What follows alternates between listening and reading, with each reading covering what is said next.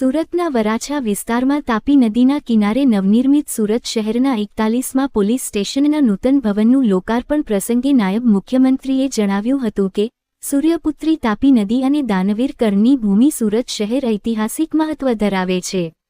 દાનવીર કર્ણના અંતિમ સંસ્કાર આ પવિત્ર તાપી તટે કરવામાં આવ્યા હતા, જેની સાક્ષીરૂપે પ્રાચીન કાળથી અહીં 3 પાનનો વડ ત્યાગ અને સેવાનું પ્રતીક બનીને ઊભો છે। જનભાગીદારીથી માત્ર 2.5 મહિનામાં સાકાર થયેલા પોલીસ સ્ટેશન સેવા અને સુરક્ષાનું માધ્યમ બનશે એમ જણાવી ઉમેર્યું કે અશ્વિનીકુમાર દેવોના વૈદ્ય ગણાય છે, તેમાં પોલીસ સ્ટેશન સમાજમાં અન્યાય અને કષ્ટ દૂર કરવાનું કામ કરશે।